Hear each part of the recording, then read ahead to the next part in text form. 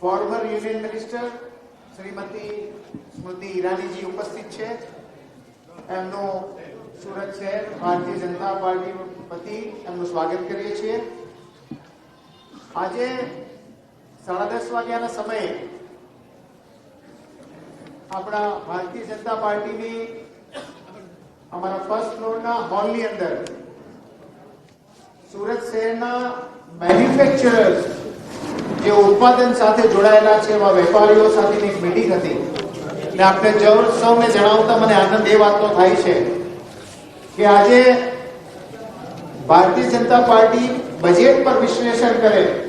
My dear સ્મૃતિબેન જ્યારે budget ઉપર વિશ્લેષણ કરે એ પહેલા અમારી સાથે જે પ્રેસ મીડિયાની સામે મને જણાવતા આનંદ થાય છે કે ઇન્ડસ્ટ્રીના મિત્રોએ આ બજેટને વખાણ્યું.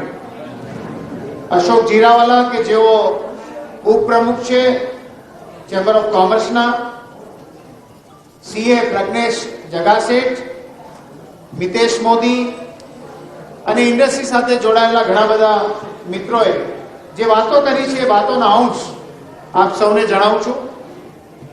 સુરતમાં સૌથી નજીક એટલે કે 20 મિનિટના અંતરે આખા ભારતના જે 7 પીએમ મિત્ર પાર્ક બનવા જઈ રહ્યા છે એમાંના 3 પાર્ક એવા છે કે જે પીપીપી મોડ ઉપર થવાના છે. અને 3 પાર્કમાં તો એક પાર્ક જે સુરતથી 20 મિનિટના ડિસ્ટન્સ એટલે કે ઉભરાટ બ્રિજ બન્યા પછી 20 મિનિટમાં એ પાર્ક સુધી પહોંચી શકાશે. અને આ પાર્ક એ ઇન્ફ્રાસ્ટ્રક્ચરી આપણે એવું કહી શકીએ કે જે ઇન્ટરનેશનલ સ્ટાન્ડર્ડના પાર્ક જે સુરત માટે બહુ મોટી ભેટ છે.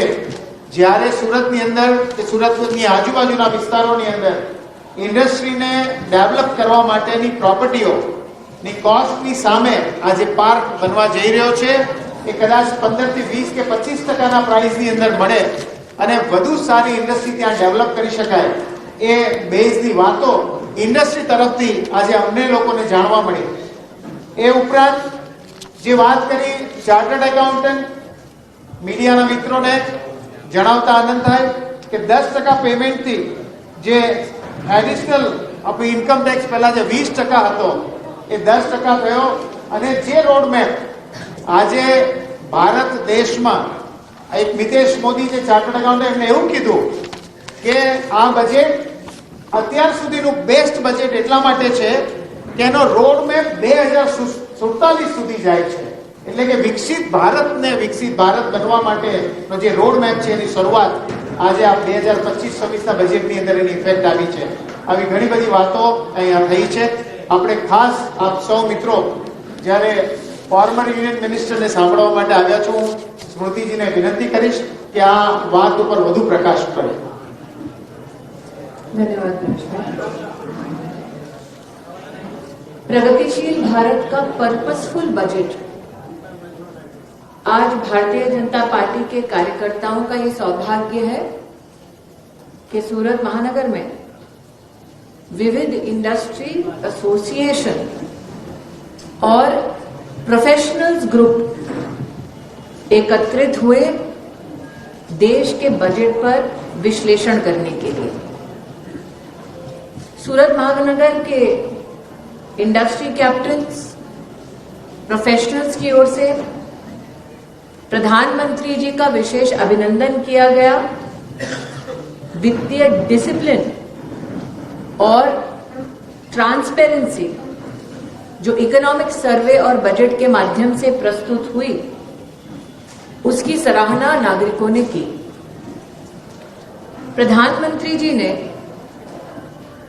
कर्तव्य पालन के पथ पर चलकर देश के सामर्थ्य को बढ़ाने का जो बजट देश की संसद में प्रस्तुत करवाया उसके संदर्भ में बायोफार्मा शक्ति का उल्लेख नागरिकों के लिए और नागरिकों के द्वारा सराहा गया. 10,000 करोड़ का आवंटन बायोफार्मा शक्ति के संदर्भ में विशेष इसलिए है क्योंकि आज विश्व में 60% वैक्सीन भारत और भारतीय कंपनियों द्वारा विश्व भर में पहुंचाया जाता है। बजट में सूरत चूंकि विशेष एमएसएमई से प्रफुल्लित है, इसलिए एमएसएमई के ग्रोथ के लिए और विशेष बजट में 10,000 करोड़ का क्रेडिट, इंस्टीट्यूशनल और इकोनॉमिक सपोर्ट से दृष्टिकोण से जो प्रावधान किया गया, उसकी भी सराहना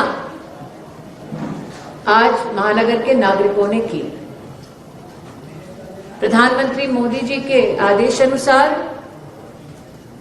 इलेक्ट्रॉनिक्स मैन्युफैक्चरिंग पर भारत सरकार का जो विशेष ध्यान रहा, कोशिश रही, उसके चलते नागरिकों ने भी इस बात को स्वीकार किया।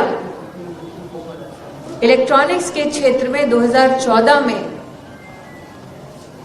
जहां एक जगह $4 बिलियन का एक्सपोर्ट और उसकी चर्चा होती थी, आज 37 बिलियन के एक्सपोर्ट की चर्चा होती है। भारत इलेक्ट्रॉनिक्स मैन्युफैक्चरिंग और एक्सपोर्ट्स में प्रथम पायदान पर पहुंचे, उसकी रूपरेखा भी इस बजट में दिखाई गई, जहां पर इलेक्ट्रॉनिक्स मैन्युफैक्चरिंग का सपोर्ट बढ़कर अब 40,000 करोड़ लगभग हो चुका है। विशेष रूप से आज एक तरफ मैन्युफैक्चरिंग, एमएसएमई, बायोफार्मा और उसके साथ क्रिएटिव इकोनॉमी के लिए जो प्रावधान इस बजट में हुआ, उसका न सिर्फ समर्थन मिला, इस प्रेस कॉन्फ्रेंस से पहले महानगर के सोशल मीडिया के जो इन्फ्लुएंसर्स हैं, क्रिएटिव इकोनॉमी का जो एक सुदृढ़ हिस्सा है, वो भी एकत्रित हुए। उन्होंने भी क्रिएटिव इकोनॉमी के प्रति प्रधानमंत्री जी का योगदान, उसकी चर्चा भी की और उसके प्रति अपना समर्थन व्यक्त किया। हम सब जानते हैं देश में 10 करोड़ महिलाएं सेल्फ हेल्प ग्रुप्स के माध्यम से देश की अर्थव्यवस्था में उत्तम योगदान दे रही हैं। उनके लिए शी मार्ट की घोषणा भी आज बजट की चर्चा जब हुई नागरिकों के साथ, संगठनों के साथ, उसमें उसका भी समर्थन नागरिकों द्वारा हमें प्राप्त हुआ। प्रधानमंत्री जी के प्रति बधाई संदेश हम संगठन के माध्यम से पहुंचाने का संकल्प ले चुके हैं, व्यवस्था परेश भाई कर रहे हैं।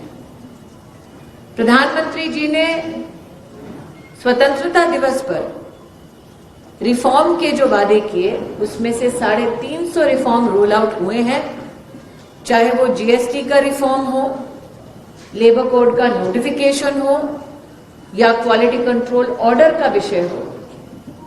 नागरिक, इंडस्ट्री, प्रोफेशनल्स, संगठन और सरकार के बीच में इस समन्वय के माध्यम से क्या क्या नए सृजित होते हैं अवसर, आज उस पर भी चर्चा हो। मेरा अपना व्यक्तिगत महानगर में टेक्सटाइल से संबंधित जितने विशेषज्ञ और एसोसिएशन रहे, उन्होंने इस बात का विशेष उल्लेख किया कि प्रधानमंत्री ने जो टेक्सटाइल पार्क की घोषणा की है, उसके चलते नेशनल टेक्निकल टेक्सटाइल मिशन जो पहले से ही घोषित था, उसके चलते ईयू और यूएस के साथ ट्रेड्स की जो नई उम्मीदें जागृत हुई हैं, उसके चलते टेक्सटाइल इंडस्ट्री को भी बहुत नए अवसर प्रदान भारत सरकार कर रही है। इस पर भी चिंतन चर्चा हुई।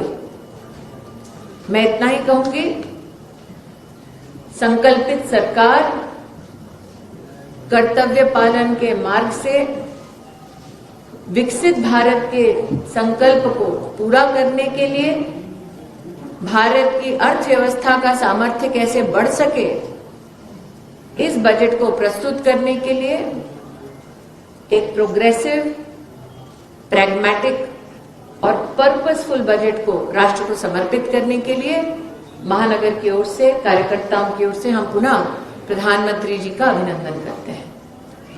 अब प्रिंट मीडिया के हमारे सभी मित्रों का ये आग्रह था कि कोई भी बात देने से पहले प्रिंट मीडिया के क्वेश्चंस हो जाएं, तो प्रिंट मीडिया वाले अगर कोई प्रश्न पूछना चाहें। मैडम, ये इस बजट के अंदर पटेल साहब ने बताया कि उद्योगकारों समेत कई देश के व्यापारियों को काफी फायदा हुआ है, तारीफ की है।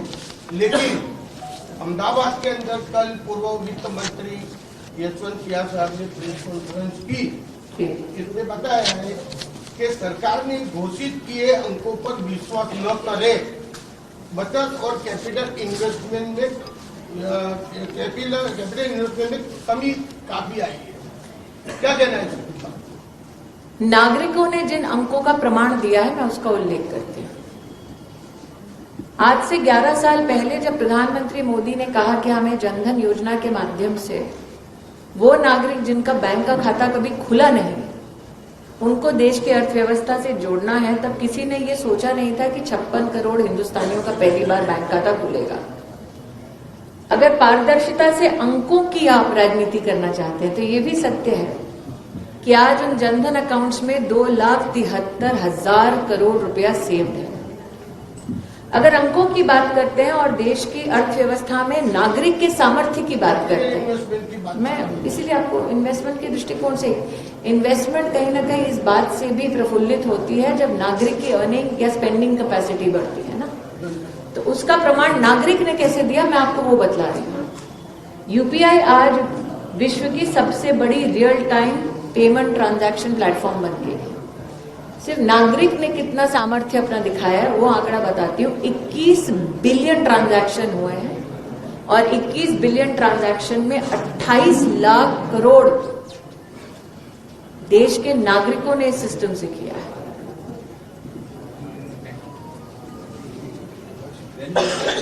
तो अगर आप आज सरकार की परिधि में देख रहे हैं तो इस बजट में भी 12 लाख करोड़ कैपिटल इन्वेस्टमेंट जो सरकार ने घोषित किया है जी, वो भी स्वागत योग्य है, क्योंकि वो इंफ्रास्ट्रक्चर को सुदृढ़ करने के लिए, बनाने के लिए इस्तेमाल होगा।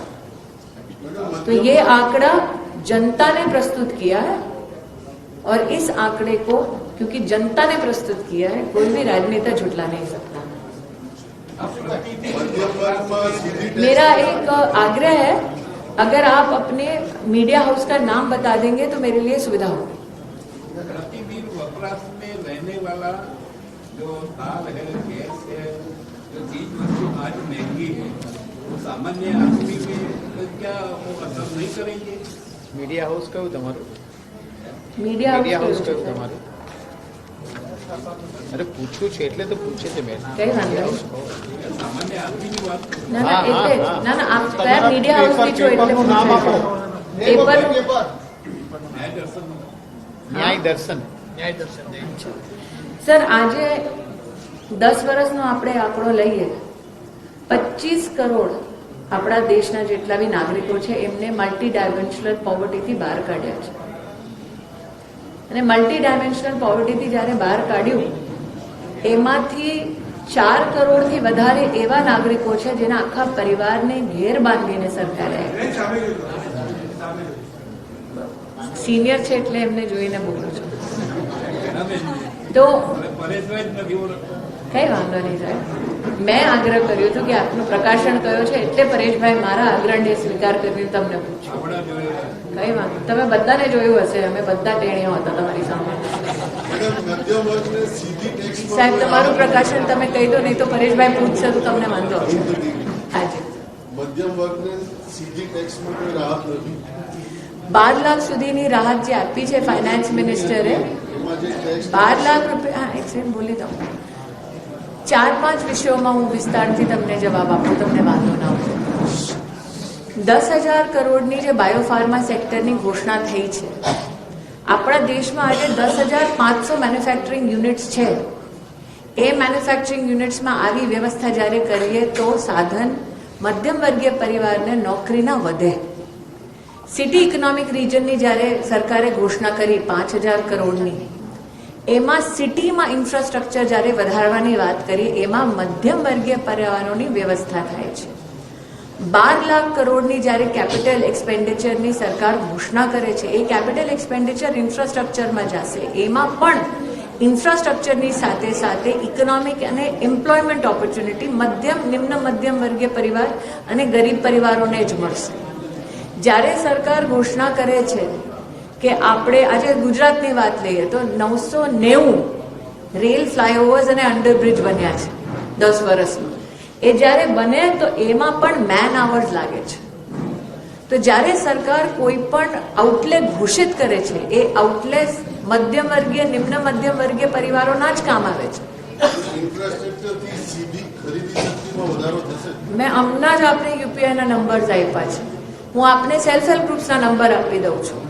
10 કરોડ બહેનો જે છે સેલ્ફ હેલ્પ ગ્રુપમાં, એ દરેક વર્ષે રૂરલ ઇકોનોમીમાં $37 બિલિયન નું સૃજન કરે છે ઇકોનોમિક ઓપોર્ચ્યુનિટીઝ. તો તમે આને જ માત્ર ગણો તો કેટલું થાય? આ બહેનોના પોતાના કામ છે અને બહેનોએ જેટલું ક્રેડિટમાં લીધું પૈસા, એની એનપીએ ભાઈઓ કરતાં વધારે સારી છે, ઓછી છે.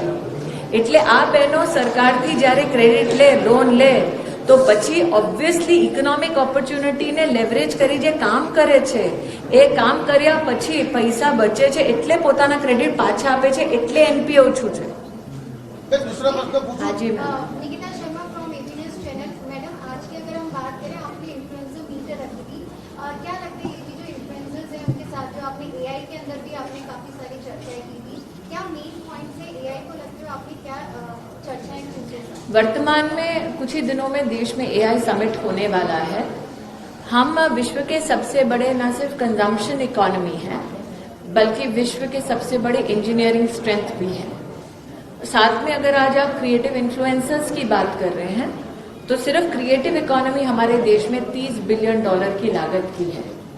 साथ ही अगर हम एआई और टेक्नोलॉजी बेस्ड इंटरवेंशन की बात करें, तो हमारे देश में वर्तमान में 1700 जीसीसीज हैं, ग्लोबल कंपैटिबिलिटी सेंटर्स हैं, जिसमें लगभग 20 लाख लोग काम कर रहे हैं और वो वार्षिक रूप से $64 बिलियन का रेवेन्यू का सृजन कर रहे हैं हमारे देश में.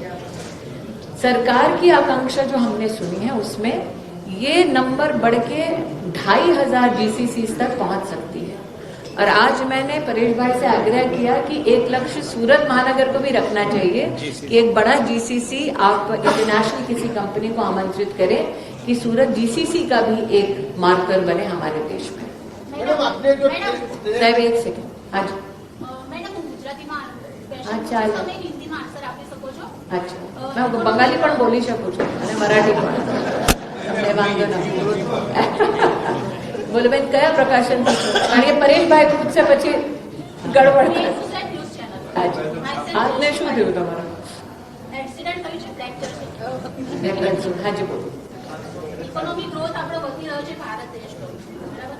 પણ તમે જે હમણાં ઓડિટોરિયમમાં વાત કરી કે જે યુવાન રાજકારણમાં ઇન્વોલ્વ થાય છે એ નેશનલ પ્રેસિડન્ટ સુધી પહોંચી શકે છે અને સ્ટેટના ડેપ્યુટી સીએમ પણ બની શકે છે. પણ જે યુવાનો રાજકારણમાં નથી, જે લોકો ભણી ગણીને જ્યારે પોતાની જવાબદારી, સામાજિક જવાબદારીના કાબિલ થાય છે, ત્યારે એમને રોજગાર નથી મળતો. તો એ દિશામાં કંઈ, કારણ કે ફોરેન જવું પડે છે. આપના ધ્યાન દોરવા ઈચ્છું છું ઇકોનોમિક સર્વેને. ઇકોનોમિક સર્વેમાં સાફ લખ્યું છે, કારણ કે કમ્પ્યુટ થાય છે કોણ કોણ પ્રોડક્ટિવલી ઇકોનોમિકલી એન્ગેજ છે અમારા દેશમાં. ઇકોનોમિક સર્વેમાં સબ્જેક્ટ ટુ કરેક્શન બેન, કારણ કે ઇકોનોમિક સર્વેનો નંબર જે મને યાદ છે, 56 crores are economically productively engaged in workplace above the age of 15. Can you please check that economic survey now? Madam, સીધી રોજગારી કેટલી મળશે? સાહેબ, મેં હમણાં ઇકોનોમિક સર્વેનો ઉલ્લેખ કર્યો ને, એમાં સીધી રોજગારીના જ નંબર છે. બીજા કોઈ પ્રશ્ન? એક સેકન્ડ સાહેબ, જેને પૂછ્યું ના હોય, એક સેકન્ડ સાહેબ, જેને પૂછ્યું ના હોય એને આપીએ ને. પહેલા બજેટનું કરી લઈએ. હા, એ તો બજેટનો કઈ છે પ્રશ્ન? બીજા પ્રશ્ન પરેશભાઈ લે છે. સાહેબ એક સેકન્ડ. બીજા કોઈનો પ્રશ્ન બજેટ ઉપર છે? સાહેબને છોડી. હાજી સાહેબ. હા સર, એક સેકન્ડ તમારી પાછળ. સાહેબ, હા હા પ્લીઝ પ્રકાશન. એમને એમ હતું કે તમે બાઇટ્સ 1-on-1 નહીં આપતા, એટલે બીજું કંઈ. હાજી બોલો. હાજી બોલો સાહેબ. मध्यम वर्ग जो सबसे ज्यादा सपोर्ट भाजपा को करता था, पर इस बार उनको ऐसा लग रहा है कि भाजपा ने इस बजट में उनको कोई फायदा नहीं पहुंचाया। और कांग्रेस ने राहुल गांधी भी इल्जाम लगा रहे हैं कि इस बजट में सबसे ज्यादा जो बड़े इंडस्ट्रियलिस्ट है, नाम नहीं मैं बोलूंगा, इसके लिए ये बजट बनाया गया है। क्या कहेंगे आप? सर, इस बजट में उल्लेख है महात्मा गांधी ग्राम स्वराज योजना का, जो सिर्फ और सिर्फ हैंडलूम हैंडीक्राफ्ट के लोगों के लिए है, जो विशेषतः ग्रामीण अंचल में रहते हैं। तो आप जो आक्षेप लगा रहे हैं उस व्यक्ति की ओर से लगा रहे हैं जो ढंग से सुनते नहीं है कभी या पढ़ते नहीं है। पढ़ लेते तो उनको ये भी दिखाई दे देता। जी सर। फिर आपने जो अभी ट्रेड डील के बारे में जो बात किया, उसके अंदर कल यशवंत सिन्हा साहब ने ऐसा कहा कि ये ट्रेड डील मार्च में फाइनल होगी। इसके अंदर कई बाबतों का स्पष्टीकरण किया गया नहीं है और ट्रेड डील उत्सव मनाने का भी वक्त नहीं है। सभी चीज यूएस नक्की करेगी। युद्ध भी बंद करना नहीं करना वो यूएस नक्की करेगा। ट्रेड डील करना के सरकार की करना वो भी यूएस नक्की करेगा। क्या प्रतिक्रिया इसके ऊपर? 3 लोग नक्की करेंगे, देश के वड़ा प्रधान, देश के विदेश मंत्री और देश के वाणिज्य मंत्री, जिन तीनों में से एक का नाम भी यशवंत सिन्हा नहीं है। डन। Thank you. सीधा इस पे बजट पे। Thank you.